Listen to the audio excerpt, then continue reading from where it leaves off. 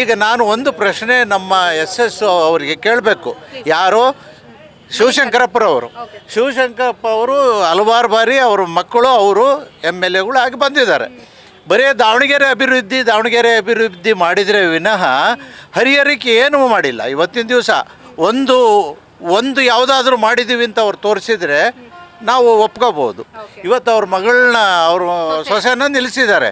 ಹೆಣ್ಣು ಮಕ್ಕಳು ಬರೀ ಅಡುಗೆ ಮನೆ ಕೆಲಸಕ್ಕೆ ಲಾಯಕ್ ಅಂದ್ಮೇಲೆ ಹಂಗಾರೆ ನಿನ್ನ ಸೊಸೆ ಏನು ಹೆಣ್ಣುಮಕ್ಕಳು ನಮ್ಮ GM ಸಿದ್ದೇಶ್ವರವರು ಹೆಣ್ಮಕ್ಳು ಅಡುಗೆ ಮಾಡೋಕ್ಕೆ ತಯಾರು.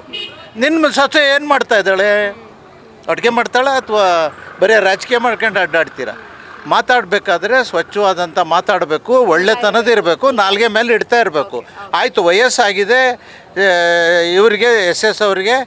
ರಾಜಕೀಯಕ್ಕೆ ಯಾಕೆ ಬರ್ತಾಯಿದ್ದೀರಿ? ವಯಸ್ಸಾದ ಮೇಲೆ ಮಾಡೋ ಶಕ್ತಿ ಇದೆಯಾ? ಅದೇ ತೀಟೆ ಹಚ್ಚೋ ರಾಜಕೀಯ ಮಾಡಬೇಡ್ರಿ.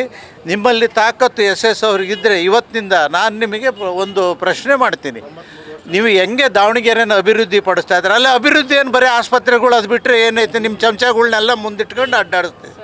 ಇವತ್ತಿನ ದಿವಸ ಹರಿಹರಕ್ಕೆ ಯಾಕೆ ನೀವು ಮಾಡ್ತಾ ಇಲ್ಲ? ನಾವು ಕಷ್ಟದಲ್ಲಿದ್ದಾಗ ಕಿರ್ಲೋಸ್ಕರ್ ಬಂದಾದಾಗ ಒಂದೇ ಪ್ರಶ್ನೆ ಕೇಳಿದ್ವಿ. ಅಲ್ಲಿ ಇದನ್ನು ಯಾವುದು ಟೆಕ್ಸ್ಟೈಲ್ ಪಾರ್ಕ್ ಮಾಡ್ತೀನಿ ಅಂತ ಹೇಳಿದ್ರಿ. ಅದು ಮಾಡೋ ಬದಲು ಇಲ್ಲೇ ಅನುಕೂಲ ಇದೆ, ನೀರಿಂದ ಇಲ್ಲಿ ಮಾಡಿ ನಾವು ಬದುಕೊಳ್ತೀವಿ ಕಂಪನಿ ಬಂದಾದವರು ಅಂತ ತಗೊಂಡೋಗಿ ಯಾರೋ ಹಿಂದುಳಿದವರು ಮುಸ್ಲಿಮ್ ಅವ್ರ ಹಿಂದೆ ಓಡಾಡ್ತಾರೆ ಅಂತ ಅವ್ರಿಗೆಲ್ಲರೂ ಕೊಟ್ಟಿದ್ದಾರೆ. ಇವತ್ತು ಟೆಕ್ಸ್ಟೈಲ್ ಇಲ್ಲ, ಅಲ್ಲಿ ಕಬ್ಬಣ ಕಡಿತಾ ಇದ್ದಾರೆ. ಮಟನ್ ಕಡಿಯೋ ಜಾಗ, ಕಬ್ಬಣ ಕಡಿಯೋ ಜಾಗ, ಇಂಥವ್ರಿಗೆ ನೀವು ಜಾಗ ಕೊಡ್ತೀರಿ. ಇದು ನೀವು ಜನಸೇವೆ ಮಾಡ್ತಕ್ಕಂಥದ್ದು. ಮಲ್ಲಿಕಾರ್ಜುನ ಆಗಲಿ ಶಿವಶಂಕರಪ್ಪರವರು. ಅಲ್ಲಿ ಶಿವಶಂಕರಪ್ಪರವ್ರದು ಪ್ರಭಾವ ಹೆಂಗೆ ಅಂದರೆ DC ಯಾರು ಮಾತಾಡೋಂಗಿಲ್ಲ. DCಗಳು ಬಟ್ ಶಿವಶಂಕರಪ್ಪನವ್ರ ಜೊತೆ ಎಲ್ಲರೂ ಚೆನ್ನಾಗಿದ್ದಾರಲ್ಲ ಸರ್. ಯಡಿಯೂರಪ್ಪನವರು ಚೆನ್ನಾಗಿದ್ದಾರೆ, ಈ ಕಡೆ ಸಿದ್ದರಾಮಯ್ಯನವರು ಚೆನ್ನಾಗಿದ್ದಾರೆ.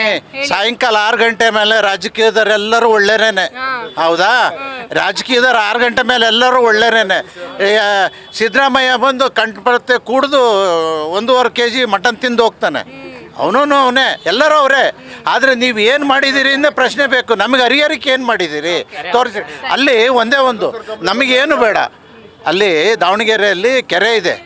ಕೆರೆ ನೋಡ್ರಿ, ಅಲ್ಲಿ ವಾಸನೆ ಬರ್ತಾ ಐತೆ ನೀರು. ಪಾಚಿ ಕಟ್ಟಿದೆ ಬಾತಿಕೆರೆ. ಅದನ್ನ ನೋಡಿದರೆ ಇವ್ರ ಯೋಗ್ಯತೆ ಅಲ್ಲೇ ಗೊತ್ತಾಗ್ತದೆ. ನೀವೇನು ಮಾಡ್ತೀರಿ? ದಾವಣಗೆರೆಯಲ್ಲಿ ಏನು ಮಾಡಿದ್ದೀರಿ? ರಸ್ತೆಗಳೆಲ್ಲ ನಮ್ಮದು ಬರೀ ಎಲ್ಲಿ ನೋಡಿದ್ರಿ SS ಸರ್ ಏನು ಮಾಡ್ತೀರಾ ನೀವು? ಕಿರ್ಲೋಸ್ಕರ ಹಾಳಾಗಿ ಬೀದಿ ಪಾಲಾಗಿ ಬಂದಿದ್ದೀವಿ. ಓಕೆ, ಲಿಸ್ಟ್ ಮಾಡ್ಕೊಂಡಿದ್ದಾರೆ ಸಾಹೇಬ್ರು. ಏನೇನು ಅನ್ಯಾಯ ಆಗಿದೆ? ಹೊಟ್ಟೆ ಉರಿದೋಗಿದೆಮ್ಮ. ಇವತ್ತು ಮಕ್ಕಳು ಇಲ್ಲ ಅಂತಂದರೆ ನಾವು ಯಾವುದೋ ಒಂದು ಬೀದಿ ಪಾಲಾಗ್ತಾ ಇದ್ವಿ. ಇವತ್ತು ಮಕ್ಕಳಿಂದ ಜೀವನ ಮಾಡ್ತಾ ಇದ್ದೀವಿ ನಾವು. ಮಕ್ಕಳೇನೋ ದುಡ್ದು 4 ಕಾಸು ಕೊಡ್ತಾರೆ, ಬರ್ತಾ ಇದ್ದೀವಿ, ತಿರ್ಗಾಡ್ತಾ ಇದ್ದೀವಿ. ಏನು ಎಷ್ಟು ವರ್ಷ ಆಯಿತು ಕೆಲಸ ಹೋಗಿ? 22 ವರ್ಷ ಕೆಲಸ ಹೋಗಿಲ್ಲ. ಕಂಪ್ನಿ ಬಂದಾಯ್ತು. ಇದೇ ಅವಾಗ ಮಿನಿಸ್ಟರ್ ಆಗಿದ್ದು ಮಲ್ಲಿಕಾರ್ಜುನ. ಏನಾದರೂ ಮಾಡ್ಬೋದಿತ್ತು.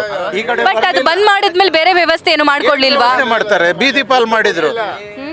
ಇಂಡಸ್ಟ್ರಿಯಲ್ ಆಕ್ಟ್ ಪ್ರಕಾರ ರೂಲ್ಸ್ ಇದೆ. ಕಂಪ್ನಿ ಬಂದಾಯಿತು ಅಂತಂದರೆ ಅದು ಇಂಡಸ್ಟ್ರಿಯಲ್ ಆಕ್ಟ್ ಪ್ರಕಾರ ಸೆಂಟ್ರಲ್ ಗೌರ್ಮೆಂಟ್ಗೆ ಹೋಗುತ್ತೆ.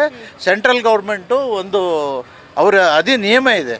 ಯಾರಾದರೂ ತೊಗೊಂಡು ನಡೆಸ್ತೀರಾ ಅಂತ ಕೇಳ್ತಾರೆ. ಯಾರೂ ನಮ್ಮ ರಾಷ್ಟ್ರದಲ್ಲಿ ಮುಂದೆ ಬರಲಿಲ್ಲ. ಸೊ ಆಲ್ಟರ್ನೇಟಿವ್ ಏನಂತ ಕೋರ್ಟ್ಗೆ ಹಾಕ್ಬೇಕು. ಅದನ್ನು ಕೋರ್ಟ್ಗೆ ಹೋದಾಗ ಅಲ್ಲಿ ಲಿಕ್ವಿಡೇಷನ್ ಆಫೀಸ್ ಅಂತ ಇದೆ.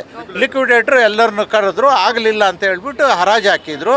ಬಂದಂಥ ಒಂದು 65 ಕೋಟಿ ರೂಪಾಯಿನ ಈ ಕಂಪ್ನಿ ಬೆವರು ಸುರಿಸಿ ನಮ್ಮ ಏನು ಕಾರ್ಮಿಕರು ಇದ್ದರು ಅವರಿಗೆ 3 ಲಕ್ಷ 2 ಲಕ್ಷ ಅವರವ್ರ ಯೋಗ್ಯತೆಗೆ ಅನುಸಾರವಾಗಿ ಕೊಟ್ಟರು. ಪ್ರಾವಿಡೆಂಟ್ ಫಂಡ್ ಬಂತು. ಆದರೆ ನಾವು ಒಬ್ಬ ಅಧಿಕಾರಿ ವರ್ಗದಲ್ಲಿದ್ದು ಇವತ್ತು 2 ರೂಪಾಯಿ ಕೊಡಲಿಲ್ಲ ನಮಗೆ. ಯಾಕೆಂದರೆ ಕೋರ್ಟಿನ ಅಧಿಕಾರ. ಕೋರ್ಟ್ನಲ್ಲಿ ಏನು ಹೇಳ್ತು ಅಂತಂದರೆ workmens are not the staff persons are not the worker. 22 ವರ್ಷ ಆಯ್ತಂತೆ ಅವ್ರ ಕೆಲಸ ಹೋಗಿ, ಕಾರ್ಖಾನೆ ಬಂದಾಗಿ. ಸೊ ಆ ಆಕ್ರೋಶ, ಆ ಸಿಟ್ಟು, ಆ ಅಸಹನೆ ಅಫ್ಕೋರ್ಸ್ ಇದ್ದೇ ಇರುತ್ತೆ.